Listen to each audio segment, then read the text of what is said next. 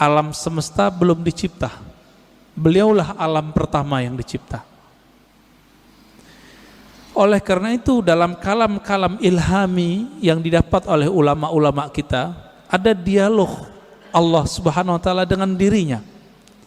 Beberapa ulama mengatakan ini hadis. Saya teliti, ini bukan hadis yang bersambung. Ini hanya kalam-kalam ilhami. Apa kata Allah Ta'ala? Kuntu kanzan makhfiyan. Aku adalah perbendaharaan yang tersembunyi.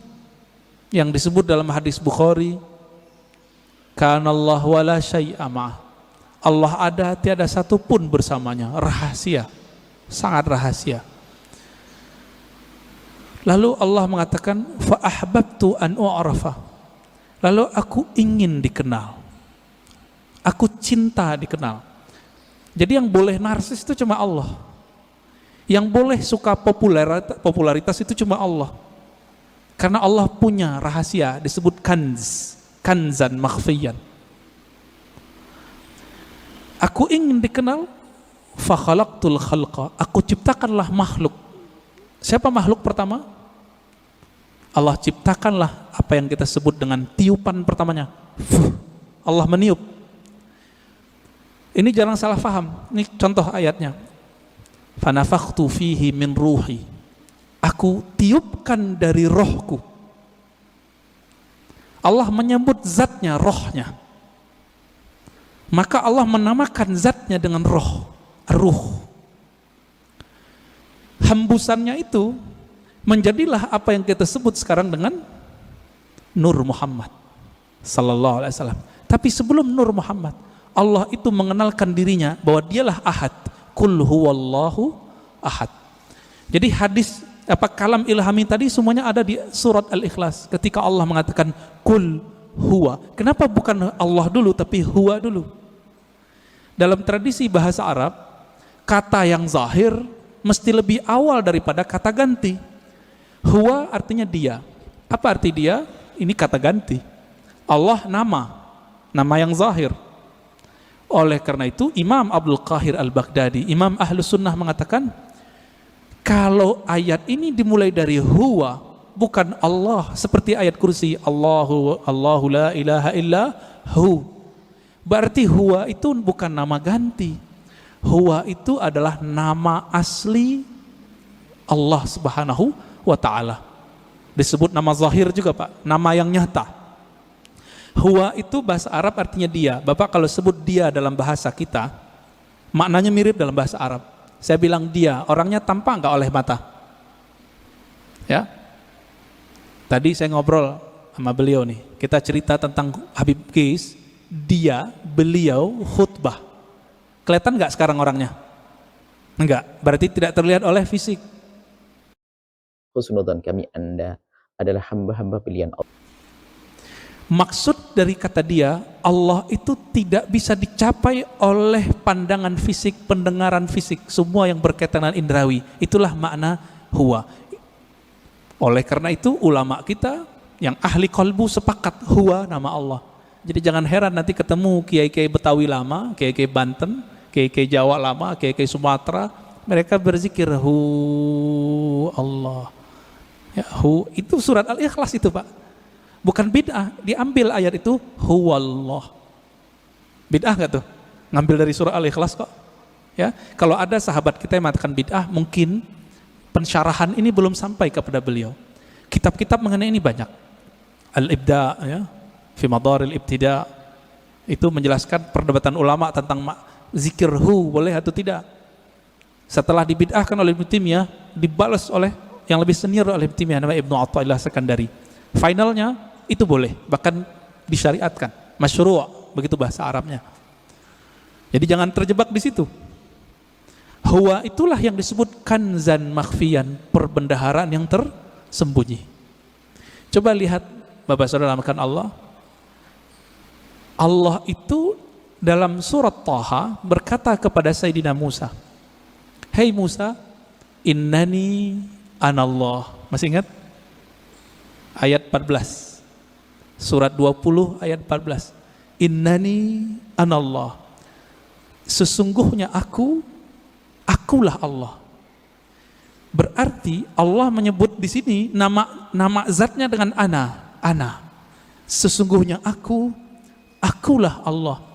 Maka Nabi Musa diperkenalkan oleh Allah dengan nama yang baru, Allah. Itu sebabnya orang-orang Yahudi memanggil Allah itu dengan panggilan El. Allah itu bahasa Arab, Pak. Dalam bahasa Ibrani, El. Siapa yang menjelaskan ini? Ada tokoh orientalis dari Australia, tetangga kita. Namanya Arthur Jeffrey. Bisa 19 bahasa, Pak. Tapi sampai mati dia nggak percaya Quran dari Allah. Meneliti Quran, meneliti hadis, tapi nggak percaya bahwa Al-Quran dari Allah. Emang hidayah itu nggak masuk ke akal, hidayah itu masuk ke kolbu. Jadi kalau Bapak ngaji, diakal-akali, itu dalam pikirannya nolak terus tuh apa yang saya katakan dari awal sampai sekarang. Maka kalau ngaji, jadikan akal itu tunduk kepada kolbu. Kolbu itu mainnya dengan rasa. Rasa yang dipakai oleh kolbu berbeda dengan rasionalitas yang dipakai oleh akal. Banyak ya. Teman kita nggak pernah merasakan khusyuk, dia bilang mustahil khusyuk. Dia nggak pernah coba, dia bilang nggak ada. Ya, sama kayak orang nggak menikah, nggak tahu nikmatnya malam pertama, dia bilang nggak ada tuh nikmatnya nikah. Mirip-mirip begitulah kira-kira. Bapak Ibu Saudara makan Allah. Jadi ketika disebut huwallah, huwa itu adalah perbendaharaan yang tersembunyi. Lalu Allah mengenalkan dirinya menjadi Allah. Nah, proses dari huwa ke Allah ini panjang.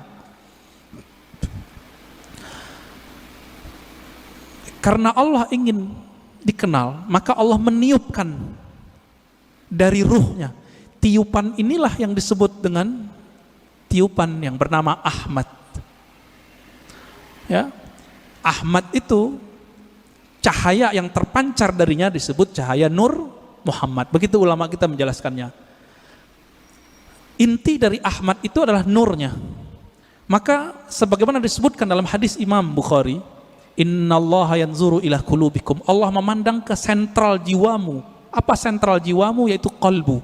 Qalbunya Ahmad adalah Nur Muhammad. Maka Allah pandanglah nur itu. Pernah enggak Bapak Ibu saudara makan Allah, waktu dulu kita sekolah, kita dipelototin oleh guru kita?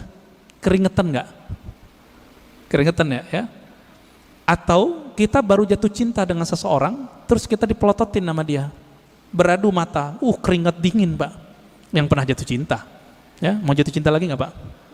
Ya, jatuh cinta tuh enak tapi capek, ya, capek di jantung itu, deg-degan terus, ya. Tapi enak Pak ya, kayaknya mau coba lagi nih, berkeringat. Maka di saat Allah Subhanahu Wa Taala, sang pemilik ruh, sang peniup, memandang kepada hasil tiupannya yang bernama nur itu, berkeringatlah nur itu, meneteslah dari nur itu yang disebut 124.000 tetesan. Itulah rahasianya, filosofinya, hikmahnya, kenapa jumlah para nabi dan rasul 124.000. Hadis Imam Al-Hakim juga itu. Kok bisa 124.000? Ya ini dalilnya, dalil rohaninya, dalil zawq qalbiyahnya.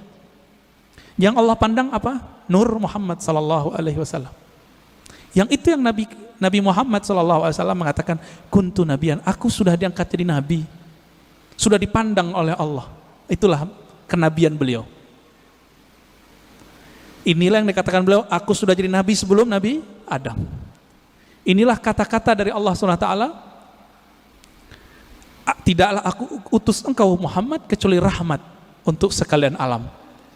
Alam pertama itulah bernama alam, ya, tetesan itu, alam nur itu. Dan kabar gembiranya Bapak Ibu yang melakukan Allah, saudara, semoga kita termasuk bagian ini ya. 124.000 itu kan semua semua nabi dan rasul. Karena Nabi Muhammad mengatakan la nabiyya ba'di, tiada nabi lagi setelahku. 124.000 itu masih ada enggak? Masih. Tapi pangkatnya sekarang bukan seorang nabi. Pangkatnya adalah seorang wali. Ala inna awliya Allah la khaufun alaihim wala hum yahzanun. Tapi kalbunya itu warisan dari kalbunya para nabi. Inilah makna hadis al ulama warasatul anbiya, ulama itu mewarisi nabi.